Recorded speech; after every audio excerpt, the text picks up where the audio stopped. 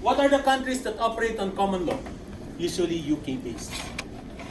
So Australia, Canada, England, Ireland, these are all common law countries. Okay? Civil law, those who have been influenced by the Spaniards or the Americans operate on civil law. Okay? Now, where did we get our law? Much of our civil code actually was adopted from the Spanish Código Civil. Okay?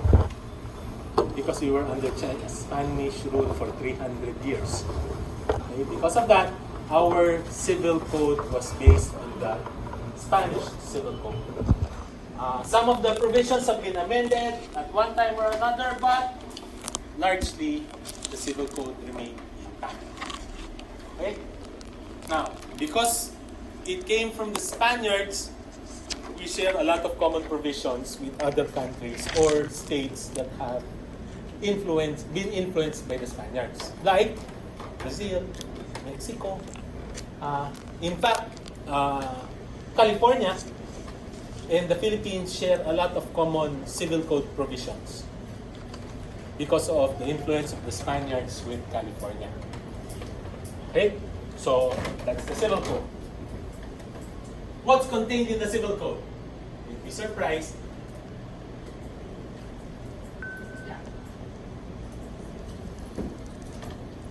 This is what's contained in the civil code. 1. Human relations.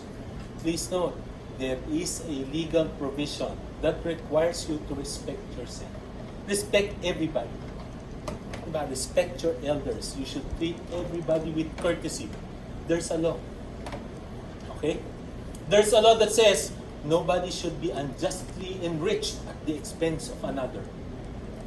Human relations. Diba? Good customs. Okay? That is under the civil code. Next, persons and family relations. This is something I want to teach in college. Very few people know their rights as a person. Persons and family relations will tell you, when are you a person? Are you a person? What can you do as a person? Can you get married? How can you get married? Are you legitimate or illegitimate? Who can marry each other? That's all there. Originally, it was under the provisions of the Civil Code, but when Cory Aquino took power during the 1984 revolution, she actually drafted her own family code. You know, why are we using American Civil Code or Spanish Civil Code? Let's use the Filipino version. She came out with the family code. Okay? So that's the new law. There's property, ownership, and its modification. It tells you what can be owned, what cannot be owned. Previously, slavery was legal. Therefore, you can have slaves as property. Okay? Now, it's no longer allowed. Okay? That defines ownership. Okay? Next, modes of acquire. So how do you own? What does it mean when you own something? Ownership. Obligations and contracts, which is the general rule, including the special contracts. What are the special contracts covered by the Civil Code? Agency, partnerships, sales, bailments, those are all under the Civil Code. Right? And then, torts and damages. First encounter with an obscure word. Okay? What are torts? What are torts? What are torts? That's not the pastry. What's a tort?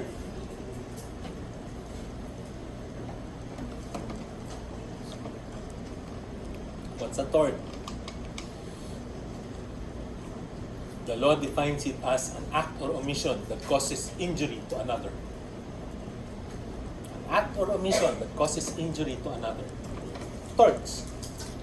Diba? Damages. There are two definitions of damages under the law.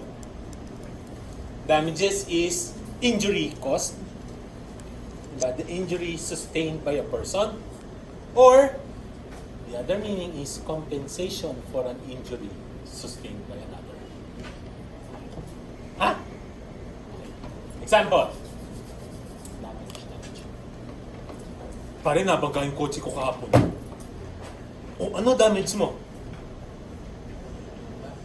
The usual question, ano damage mo? Ano ibig sabihin ng question ng damage? Your usage of the term damage. What does it mean? Suffer. What did you sustain? What injury did you sustain? Ba, ano nasira?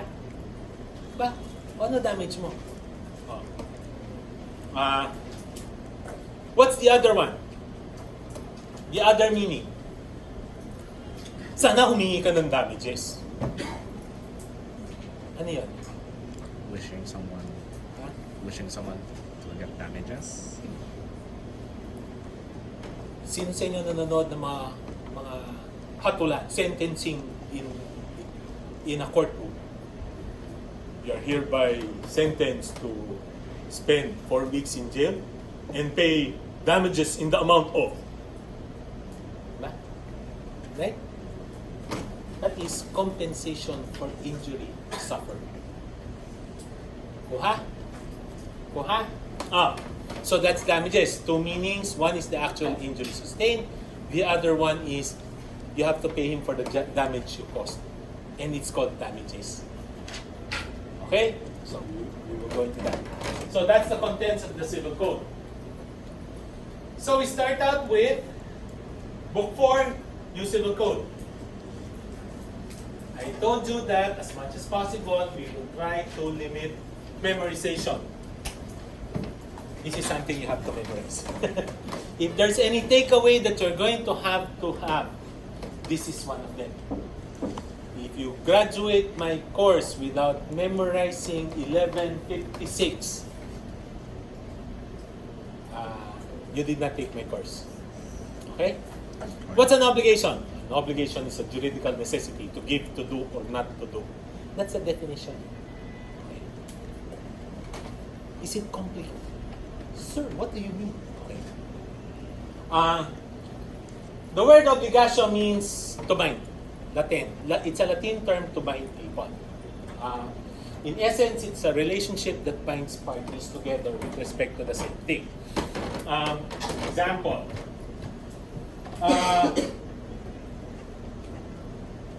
You have a close barkada. Who's gonna celebrate birthday tomorrow? What's his obligation? He's gonna have a birthday tomorrow. What will you ask from him? What will you ask? What? What will you ask? It's his birthday tomorrow. Ba? Pakain, libre! Diba? Parang hindi ka mambarkad. Libre mo naman ako. Diba? Parang hindi ka barkada. Obligasyon niya. Naging obligasyon pa niya, no? Ma-birthday niya. Babalikan kayo ng kaibigan nyo. Nasa ang inyong bigay sa akin? Gift nyo sa akin. Birthday ko, di ba? Right? Obligation. Any relationship creates obligations. Any relationship. Okay, magbarkada kayo. Okay, mag-classmates kayo. Okay? Okay, mag-classmates kayo. Example. Group yourselves in 4. Group yourselves in 4 members for a project. How will you form yourselves? More often than not, gagawin nyo. Sir, buo na kami. What does that mean? You group yourself and you agree to help each other perform the project. Diba? You create obligations among yourselves. Sometimes ang gagawin, ikaw ang chapter 1, ikaw ang chapter 2, ikaw ang chapter 3, chapter 4. Kita tayo bukas. Right? You create, if he doesn't give to you the chapter that is assigned to him, he's in breach of his obligation. So, the only difference with that example of obligation is the juridical necessity. What's juridical necessity? It is the right to go to court and ask the court, Your Honor, he is obligated to me, he did not do his job, can you please give me remedy? Kuha? Let's look at something that's very close to juridical necessity in the real legal word, legal sense. Who's an only child here? Only child. So, imagine you had a brother. Diba? Imagine you had a brother. Sabi ng brother mo, kakain ako dyan, mamaya. Kakain ako, mamaya. Sabay tayong kumain, antay mo ko. Okay? So, antay ka ng lunch. Dumating siya alas 3. Dumating siya alas 3. Pwede ka bang magalit? Pwede. Hindi kain ng lunch ang alas 3. Diba? Sabi niya, mag-uuwi siya ng pagkain. Diba? Walang dalang pagkain. Away ba? Diba? He's obligated to bring the food. Kanino mo ngayon isusumbong? Ha? Juridical necessity. Ganon din ang legal. Pag ang parties nag-away, magsusumbong yan. Kanino magsusumbong? Sa korte. Your Honor, sabi niya, he will give me a car. He did not give me the car. Sabihin ng court, oh, talaga bang nangako ka? Hoy, nangako ka pala. Bigay mo. Essentially, ganon ang role ng court. He adjudicates. Diba? He adjudicates. Para yung, o sige, ako muna maglalaro. After 1 hour, ibibigay ko sa'yo. Hindi binigay. Ma, ayaw ibigay.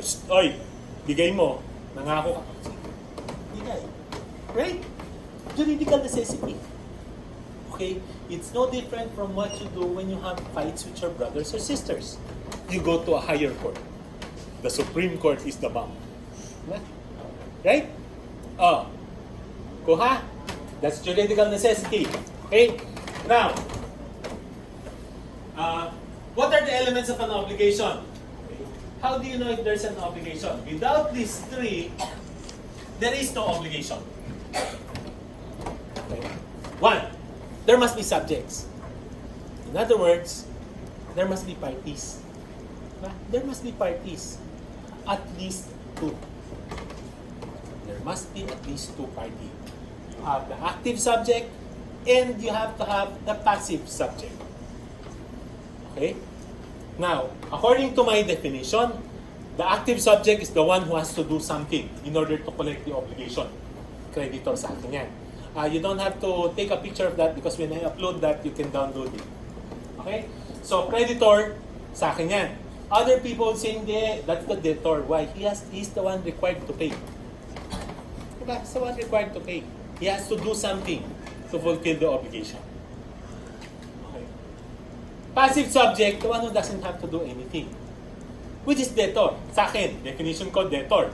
Why? Hintay mo mangulekta ka sa akin. Pag hindi mo hindi ako magbabayad. Diba? Passive siya. Other people say, hindi, dapat creditor yon.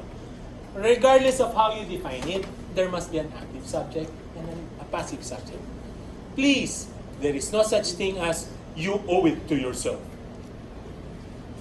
Legally, you cannot owe something to yourself.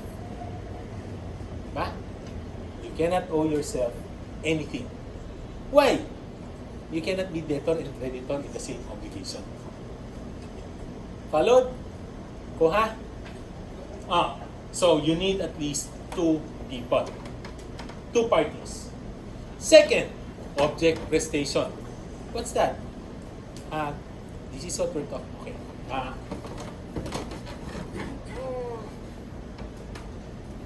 I promise to give you something tomorrow. Do I have an obligation? Do I have an obligation? None. Why? What did I promise to give you? Something. What's that something? I don't know. Is there an obligation? There's no obligation. Para yung girls if a guy courts you, I promise you. don't let him off easily. Diba? Baba na dyan. You know, we've been together for about... Gano'ng katagal ba ligawan sa inyo ngayon? How long? Gano'ng katagal ang standard ligawan sa inyo? 6 months? 2 years. Guys, do you agree? 6 months courtship? And you still haven't lost interest. Ha? Take note, ha? That's the generational gap. Sabi nga, sure signs that you're getting old. Once you start using the phrase, during my time, tumatanda ka na. During my time, the standard courtship period was 1 year. Standard, 1 year. Diba?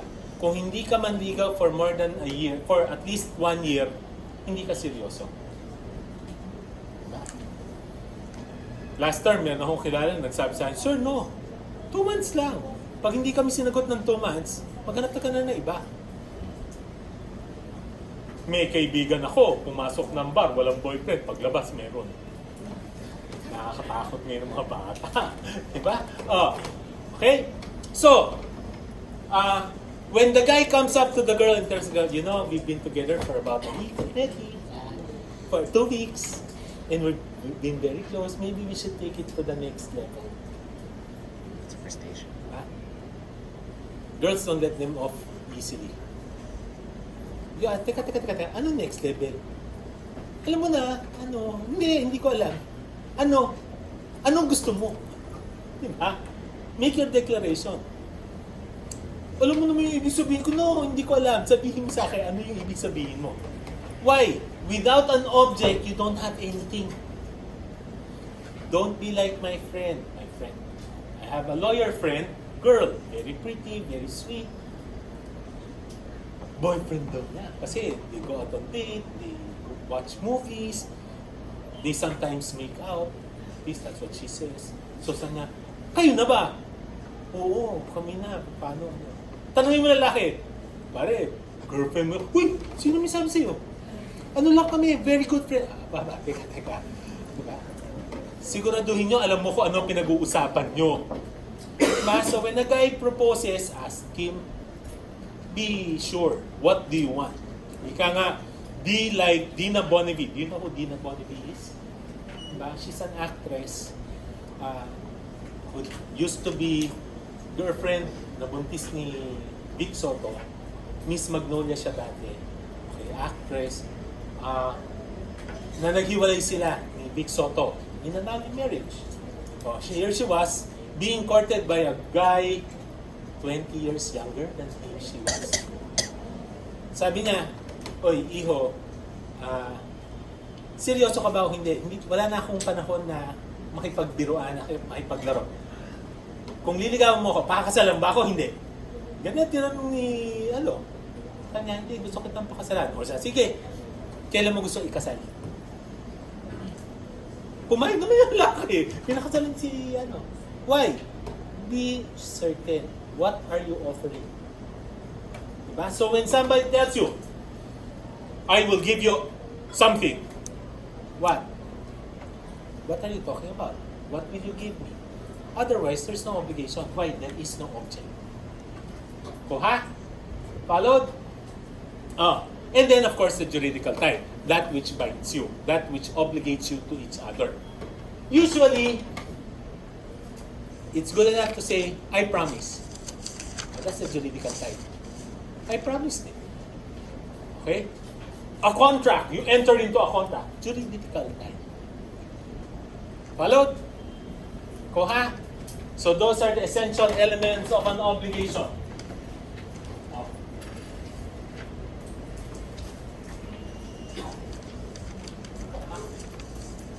What are the kinds of obligation as to subject matter?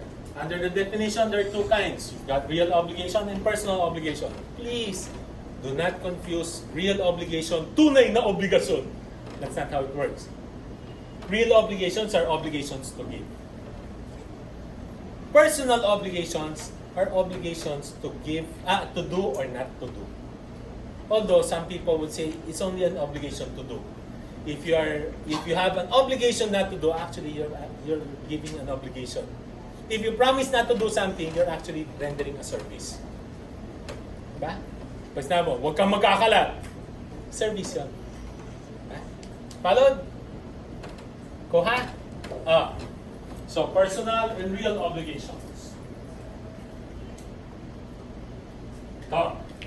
Here's another memorization. Obligations. Sources of obligations. What are the sources of obligations? Sir, ang hirap naman. Paano ano? The code word for sources of obligation. La quoqua, dequa. That's weird. Diba? That's the code word. La quoqua, dequa. Use the first syllable of each word. Diba? La, law. Co, contracts. Qua, quasi-contracts. Diba? De, delicts or acts or omission, punishable by law. Qua, quasi-delict. Okay? Koha. So that's the code word. Source of obligation, la quoqua, dequa. Okay? Oh. So how do you define it? Please note, if it does not come from any of the 5 sources, then the court doesn't have jurisdiction over it. It may be an obligation, but it is not a legal obligation. Hence, boyfriend-girlfriend relationship is not a result of any of the 5. So you cannot go to court, Your Honor, nagtaksin ho siya sa akin. Sabihin ng court, iha, wala yan sa aking jurisdiction. Diba? My boyfriend cheated on me. Baka hindi sa amin ka dapat pumunta. O ha? Oh.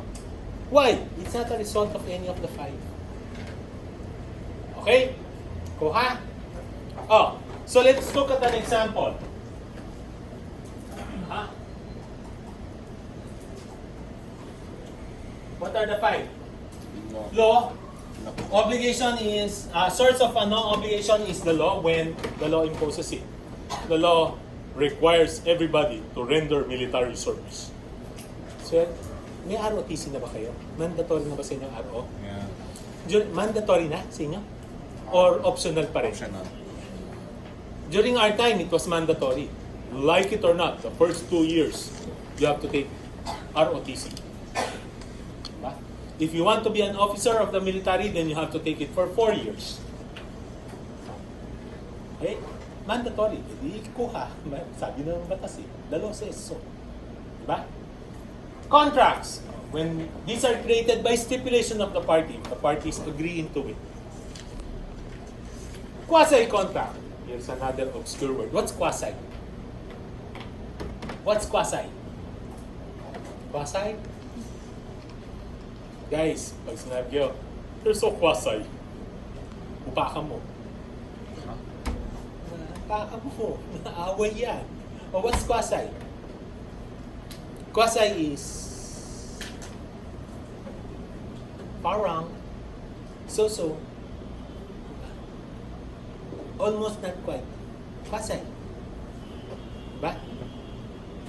What's that? It's almost a contract, but not quite. These are incidentally created by something similar to a contract. Okay? Delicts or acts or omission punishable by law. In short, it's a crime.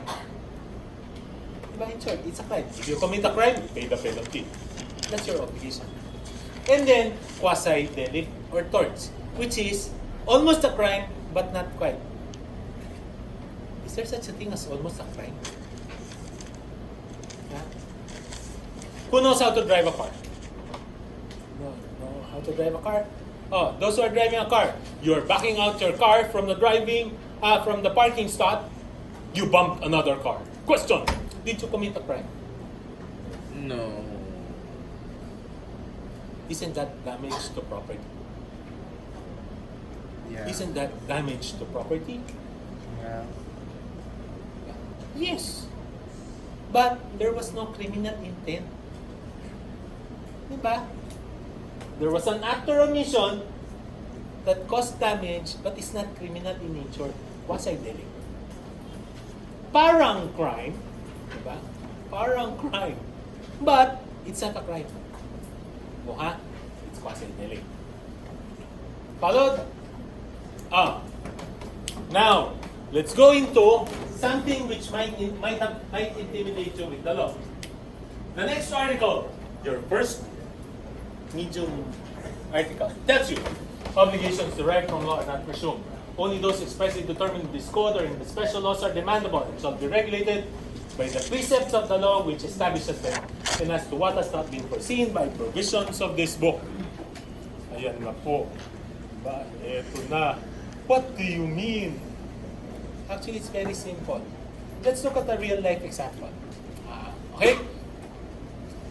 You went home after grade console, showed your grades to your dad. Your dad says, ano ba naman ba? Hindi to grade ah. Ano? Nag-aaral ka ba? Ano po eh? Okay. You are hereby grounded. You are not allowed to use your tablet for 3 months. Is it an obligation imposed by the law of your family? Diba? Yes, the dad imposed the penalty. Diba? Obligation, do not use the tablet. Can you use your cell phone? Can you use your cell phone? Can you use your laptop instead? If your father sees you using your cell phone, oy, bakit gamit mo yan? Di ba bawal yan? What's your answer? Huh? The law operates the same way. If the law says, these are your obligations, if it's not mentioned there, I'm not required to. Di ba? Pare, yung sa tablet na lang, ganun din sa inyo, di ba? Pa, sabi nyo, tablet lang. Laptop too. Diba? Oh. Based on what principle? This principle. Diba? If the law imposes an obligation, it must expressly state. Otherwise, it's not included. There's a principle in law that says, when the law includes, it also excludes. Diba? So pag sinabi na all male students are required to render military service, it excludes women. Bakit? Sabi lang kasi male. Diba? Only the male will render the service, not the female. Kuha? Kuha? So, pagkahaba-haba ng article, yun lang ba yun? Yes. That is what the law is saying. Diba? It excludes. If it's not expressly stated, then it's not included. Kuha? So that is the first.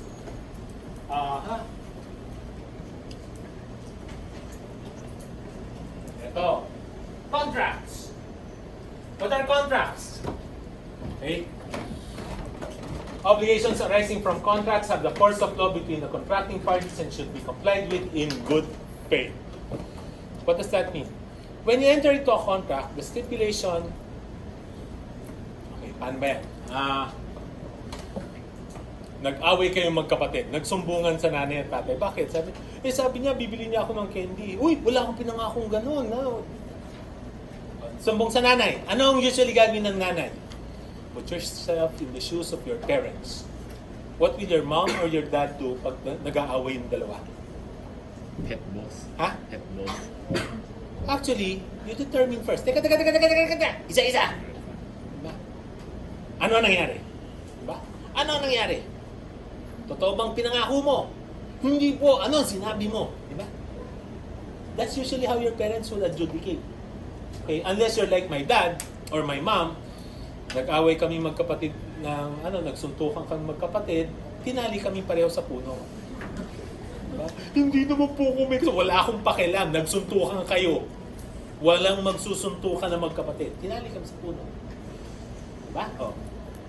She was not interested in knowing who started it. What she was trying to curb was bawal mag-away. Okay? Para kami si Florante at Laura. Anyway, diba? So, more often than not, you figure out, ano ba ang pinag-usapan nyo? Why? Kung ano pinag-usapan, yun na masusunod. It has the force of law between the parties and must be complied with in good faith. Okay? So what's a contract? Here's another term that you will have to memorize and that will come after midterms. But what's a contract? A contract is the meeting of mind between two persons whereby one binds himself with respect to the other to give something or to render some service. Effectively, it's an obligation. Diba? Voluntarily entered in. Okay. What's an example? A.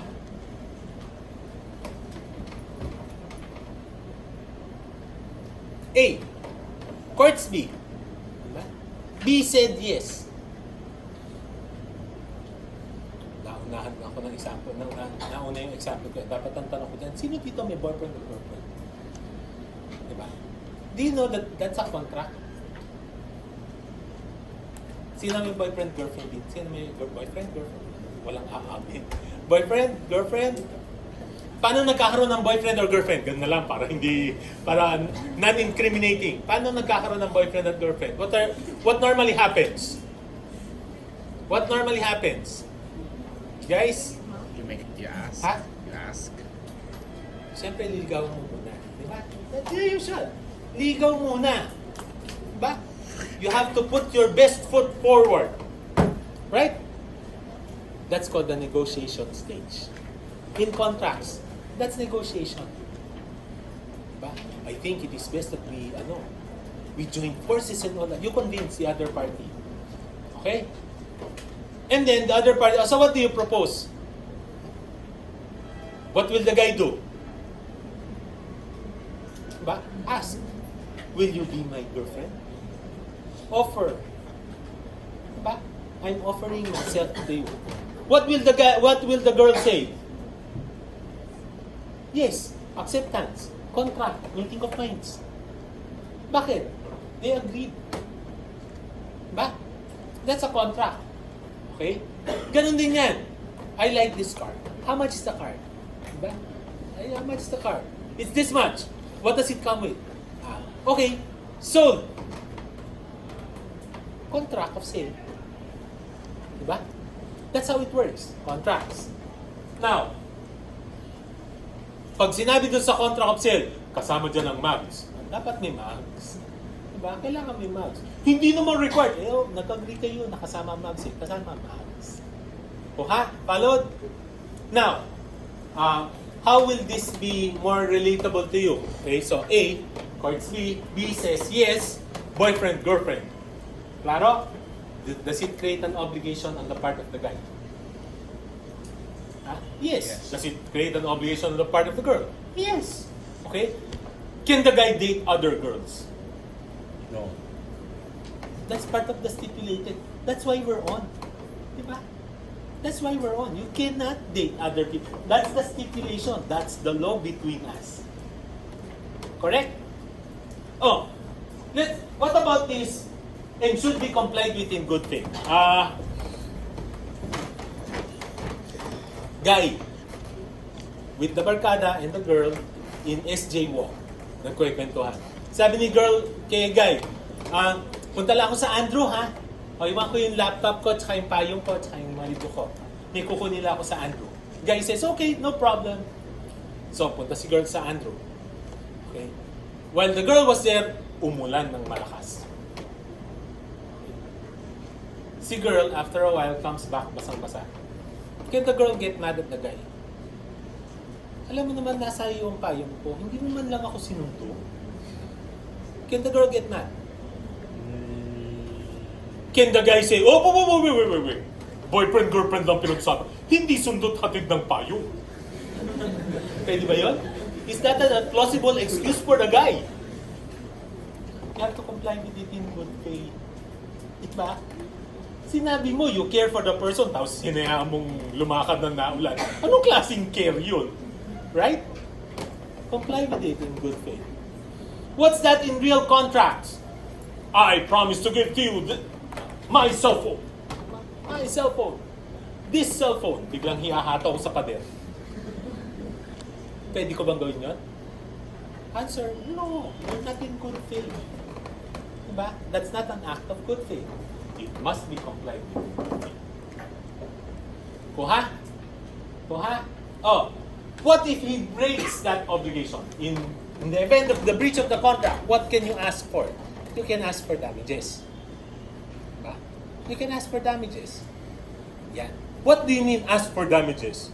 You can ask for compensation for the injury you suffered. Okay? Ika nga, yung girl dumating basang-basa, ano ang obligasyon ni lalaki? Amuin mo, may kasalanan ka eh. Diba? Bigawan mo ulit. Bakit? Away, ikaw may kasalanan eh. Diba? Kaya usually, pag late si lalaki, may dalang roses na yan, may dalang chocolate, o Starbucks, manunuhol na yan. Damages, asking for damages. O ha? So what are the damages under the law? The law prescribes 6 kinds of damages. Okay? So take note ha. Damage is compensation that the innocent party is entitled to are as follows. 1. Moral. 2. Exemplary. 3. Nominal. 4. Temporary. 5. Actual. 6. Liquidated. How do you memorize that? Code word, mental. Code word, mental. Diba? Mental. Okay? That's how you memorize it. Okay? What's moral? This is compensation for besmirched reputation, hurt feelings, mental anxiety, sleepless nights, tears and anxiety, diba? Embarrassment. Moral ang hinihingi mo. If you want compensation for the sleepless nights, for being disturbed, you ask for moral damages. Okay? So ha, yung iniyakan mo siya for the past 3, yun ang hihingi mo, moral damages. Okay? Oh, exemplary. What's exemplary? These are damages imposed over and above the regular damages in order to set an example. Ha? Ano yun? Who among you is familiar with Mayor Sanchez? You're not up to date on your current events, ha? Mayor Sanchez is a convicted criminal who was convicted of having raped and killed a girl from Los Baños and her boyfriend. Pinapatay niya. Okay? Pinapatay. Mayor Sanchez. Why did he resurface? He resurfaced because yung good conduct time allowance, nasabi, uy, life imprisonment siya. Pwede na siyang palabas because of good conduct. Nagprotesta ang mga tao. Bakit? Anong klase? Alam niyo ba ang ginawa niya? Okay? Oh. So, what is it, how is it connected with exemplary? Okay? When he was convicted, Judge Solis actually had in her decision the fact that it was a mayor who committed this heinous crime when it is the duty of the mayor to protect his constituency. He is not just liable for regular damages. He shall be imposed exemplary damages in the amount of 2 million per family. Bakit? Sobrang, magaspang. Diba? Sobrang magaspang. Yung away mo, yung penalty dapat impose sa'yo, hindi enough yung regular na penalty. It has to be more than that. Okay? What's an example? Girls, what's worse than being cheated on by your boyfriend? What's worse than being cheated on by your boyfriend? Alin? Actually, may mas masakit pa doon. Sister mo. Di ba? He cheated on you with your sister. Away. Balat sa pinagtalupan. Di ba? Wala ya, ikaw pa. Di ba? Kung hindi ko kilala, okay lang. Di ba? Why? Because the act elevates the crime to a higher level. Therefore, you're entitled to more than just regular damages. You are entitled to exemplary damages. Kuha? Kuha? Exemplary. Nominal. What's nominal? Nominal, it's nominal. Nominal means in name. Okay, in name. It's a penalty in name. Anong penalty in name? Okay. As I mentioned, I've been teaching for a long time already. The first school that I ever taught in was St. Scholastica's College. when I taught there was this very Maria Clara conservative girl, very pretty, who was celebrating her birthday in the student or office. All of a sudden, yung crush nung girl na nagse-celebrate ng birthday, na teacher, comes in. Uy, happy birthday! Hinalikan si girl. Iyak si girl. Bakit? I've never been kissed before. How dare him do it? He sued the professor. Ba? Sabi niya, he violated me. So the court was saying, oh sige, what are you asking for? I'm asking for nominal damages of 1 peso. Sabi ng korte, ha? Yes, Your Honor, only 1 peso. Bakit? It's for the principal, not the money. The teacher lost the case. The teacher didn't appeal. So he paid 1 peso damages to the girl. Was that the end of it? No, he was dismissed by the school. Dahil, may kaso ka na eh. Akala niya, ganun kasimple lang. But, actually, there's a penalty. Okay? There's a penalty. But actually, it's in name. It's not a penalty. Kuha? What's another example? Your dad was so mad at you for not getting your grades. He tells you, you are hereby grounded. You cannot go out on dates for 2 months. Wala ka namang boyfriend.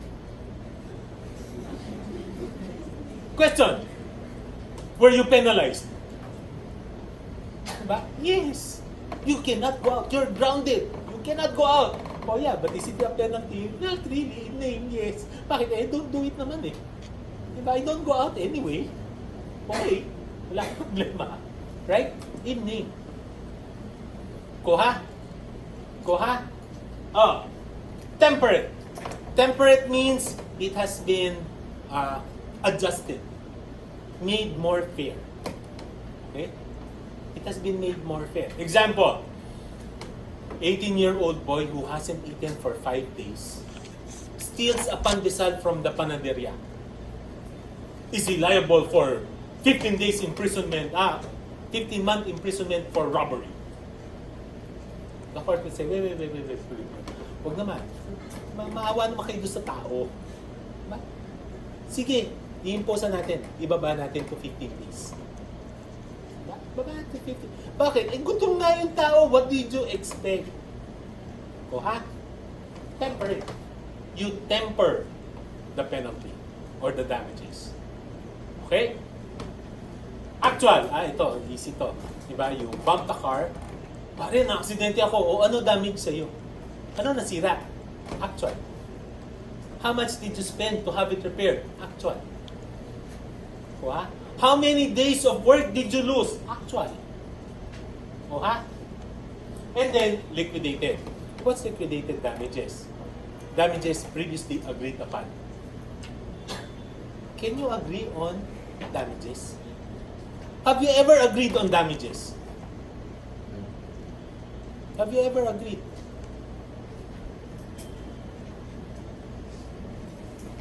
Okay. Sino sa inyo may barkadang notoriously late? Lagi na lang pag sinabi natin, kita tayo dito na alas 10 bukas, alas 11 ang darating bukas. Meron ba kayo na? I'm sure meron kayong ganyan. Lagi na lang late yan. How do you prevent him from being late? What? How do you prevent him from being late? What? Ha?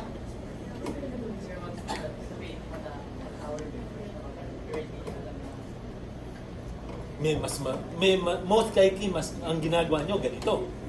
Ang malate bukas magpapalibre ng Starbucks. Tama? Ginagawa nyo ba yun? Magpapakain niyang malilate. Klaro, ha? Diba? Liquidated damages. Kasi late ka, penalty mo, pakain ka. Starbucks. Right? Liquidated damages. Does that happen in real life? Yes. Who here rents out an apartment, a condo unit nearby? Sino sa inyo nagre-rent ng condo? Tignan nyo yung lease contract nyo. Lease contract nyo, may nakalagay doon. In case you pre-terminate this lease, you hereby forfeit your deposit.